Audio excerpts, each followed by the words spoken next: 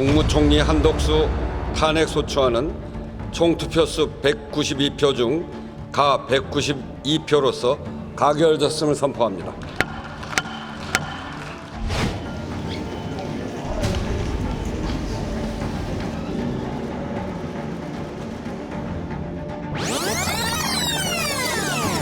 제적위원 과반수의 찬성으로 의결한다는 점을 말씀드립니다.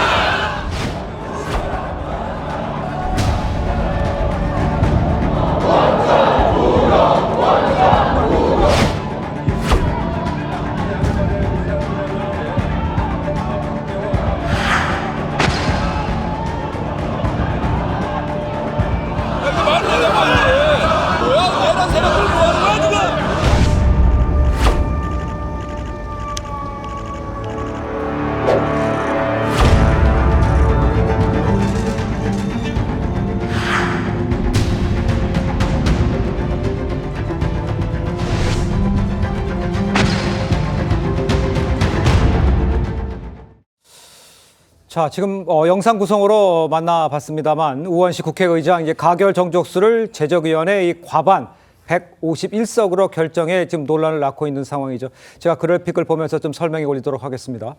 그러니까 이제 헌법재판소법을 보면 이 대행되는 공직자 신분을 기준으로 한다 이렇게 좀 되어 있는데 이거를 국민의힘에서는 대통령에 준하는 200석 찬성이 필요하다 이렇게 이야기를 하고 있는 거고요. 민주당에서는 국무총리이기 때문에 그 신분이기 때문에 151석이면 충분하다 이런 상황이었는데 이 상황을 우원식 국회의장이 151석이 된다라고 해석을 하면서 지금 저런 상황이 벌어진 겁니다. 그래서 이제 오늘 국민의힘 이제 대통령 권한대행 탄핵은 원천무효라고 이제 하고 있는 상황, 강하게 비판하고 있는 상황인데 먼저 윤기찬 부위원장께서 상황을 보시기에는 어떻게 판단하십니까? 일단 저 부분은 이제 해석이 분분한 건 맞아요. 그런데 예. 저희가 헌법에서 대통령의 그 탄핵 의결 정족수를 예. 다른 국무위원 등보다 가중한 이유는 대통령이란 사람을 보호하는 것이 아니고 대통령이란 직을 보호하는 겁니다. 그 기능, 그 권한 이런 것들을 보호하기 위해서 가결 정족수를 정한 거거든요. 그렇다면 대통령의 권한을 헌법에 의해서 대행하는 부총리의 신분, 아니, 국무총리의 신분이 있다 하더라도 그 직을 보호하는 것이기 때문에 기능을 보호하는 것이기 때문에 실제는 200인 이상의 그 가결이 찬성이 돼야지만 된다. 네. 그것이 어떻게 그렇게 해석하는 것이 맞는 거고요. 주석서에도 그렇게 나온 거고 또 하나는 만약 김한규 의원실에서 받아본 그 입법조사처의 의견에 따르더라도 네. 탄핵 사유를 갖고 기준으로 한다는 거잖아요. 그러니까요. 국무총리 시절에 있었던 탄핵 사유로 탄핵을 하게 되면 뭐 국무총리 그 가결 정수로 가는 거고 네. 그 대통령 권한대행으로 올라선 다음에 있었던 사유 갖고 탄핵을 한다 그러면 대통령의 가결 정수를 적용한다 이거기 때문에 예. 지금 5가지 중에 3개는 국무총리 시절, 2개는 권한대행 시절에 있었던 사유란 말이죠. 맞아요. 그렇다면 그것에 따르더라도 안 맞는 거예요. 그렇기 때문에 이 우원식 의장이 일방적으로 이 정족수는 뭐 제적 과반인데 이렇게 본인이 설정할 권한이 없습니다. 헌법을 해석할 권한은 헌법재판소에 있는 것이지 국회의장이 헌법을 해석할 권한이 없어요. 그런데 일방적으로 논란이 있는 가결 정족수를 임의로 정해서 했기 때문에 이것은 사실은 192명 찬성이잖아요. 예. 그렇다면 불성립, 부결 둘 중에 하나다. 따라서 사실은 이제 탄핵이 된 게 아니다. 이런 취지의 국민의힘의 주장입니다. 알겠습니다. 그러니까 이제 변호사님께서 얘기한 것 자체는 이 결정을 할 수 있는 권한이 지금 국회의장이 우원식 국회의장께 없는데 151로 결정을 했다는 거잖아요. 네. 거기는 어떻게 생각하십니까? 저는 뭐 반대 생각인데요. 네. 아니, 국회법에 보면 국회의 의사 진행은 국회의장의 몫으로 되어 있는 부분이기 때문에 네. 국회의장 입장에서는 뭐 본인이 그러니까 지금 이 지금 그 탄핵의 그 가결 정족수를 나름대로 뭐 이야기를 하긴 했습니다만 어떤 식으로 그날 행위 국회 본회의장에서 있었던 투표 행위에 대해서 예. 이 부분에 대한 결과를 아마 본인 나름대로 낼 필요가 있었다고 생각을 한 것 같아요. 아. 근데 문제는 이러한 부분들이나 놀라운 부분은 결국 유권 해석을 할 수 있고 이제 상당히 법률적 권한을 갖고 있는 곳에서 결국 심판할 수밖에 없다고 생각하기 때문에 결국은 뭐 지금 국민의힘에서 이야기했던 대로 그 권한쟁의 심판으로 넘어갈 수밖에 없는 상황인데요. 네. 그럼에도 불구하고 제가 생각했을 때는 헌법적으로도 저는 사실은 이 지금 그 국무위원회 준하는 그러한 지금 이 탄핵, 그러니까 이 지금 가결 정족수를 적용해야 된다는 생각이 들어요. 예. 앞서 우리 앵커께서 보여주셨지만 앵커께서 아까 설명을 제가 생각해 잘못했는데요. 네. 이 주석 헌법재판소법이에요. 그렇기 때문에 그지 헌법재판소법이 저래 있는 것이 아니고 지금 함의노입니다만 지금 대행되는 공자의 신분을 기준으로 한다. 저거는 해석인 거예요. 그것이 법으로 지금 저래 있는 건 아니라는 것이죠.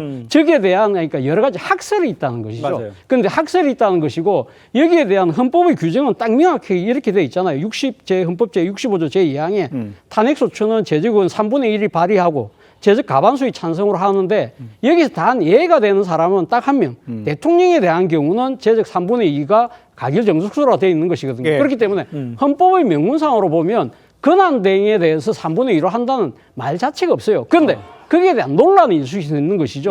그렇지 논란이 있다고 해서 그렇다고 해서 그럼 국회에서 벌어진 투표 행위에 대해서 그럼 이것이 무효라고 그러면 이 일방적으로 국회의장이 선포할 수는 없는 것이거든요. 본인 입장에서는 일단 투표가 승리했다고 보는 것이고 여기에 대한 심판은 결국은 헌법재판소로 넘어가는 것인데 문제는 헌법재판소가 앞으로 제가 또 이야기하겠습니다만 헌법재판소가 과연 이 결정을 내릴 수 있느냐 그런 부분도 우리가 따져야 볼 대목이라는 거예요. 그러니까 헌법재판소가 뭐 결정을 내리고 그걸 확인해야 할 상황은 맞는데 지금 말씀하신 것처럼 그렇다고 해서 우원식 국회의장이 그냥 자기 결정을 한 것에 대해서는 어떻게 생각하시나 생각을 여쭤보는 겁니다. 그러니까 헌법과 법률조차도 한 번도 예상해보지 못했었던 설마 그런 일이 하는 일들을 지금 민주당이 하는 것이지 않습니까? 지금까지 우리는 건국 이래 한 번도 본 적이 없었던 일들을 이재명 민주당에서 너무나 많이 목격을 하고 있습니다. 이제 더더군다나 지금은 이제 더 그것이 이제 폭주를 그 속도가 더 붙은 것이죠. 저는 거의 이제 총통 시대가 개막했다라고 봤습니다. 그리고 만에 하나라도 이재명 그 대표가 집권을 하게 된다면 정말 이제 법 따위는 필요 없는 그냥 초법적인 존재가 될 것이다라는 것을 예고편으로 하나하나씩 보여주고 있다고 생각합니다. 이런 정족수 문제가 합의가 안 됐지 않습니까? 심지어는 국회 입법조사처에서도 의견이 다르고 헌법재판소 내부에서도 연구관 사이에서도 의견이 다른 이런 문제인데 이것을 국회의장이 어떻게 판정을 하겠습니까? 어제 우원식 의장이 국회법 10조를 얘기하면서 의장은 국회를 대표하고 의사를 정리하고 질서를 유지하고 사무를 감독한다. 이 얘기를 했지 않습니까? 여기 어디에 이 헌법과 법률을 해석할 수 있다는 권한이 여기 어디인 거죠? 제가 보기에는 국회 대표하는 게 아니라 민주당을 대표하고 계신 거죠. 의장께서. 의사를 정리하는 게 아니라 혼란시키고 있고요. 질서 유지하는 게 아니라 교란시키고 있습니다. 사무를 감독하는 게 아니라 민주당 당무를 감독하고 있는 것입니다. 이런 지금까지 본 적이 없었던 이런 것들은 국가는 염두에도 없다. 국민과 민생에 대해서는 생각하지 않는다. 오직 이재명 집권을 위해서는 무슨 일이든 할 수 있다라는 민주당의 태도 그대로 보여주는 것이라고 생각합니다. 알겠습니다.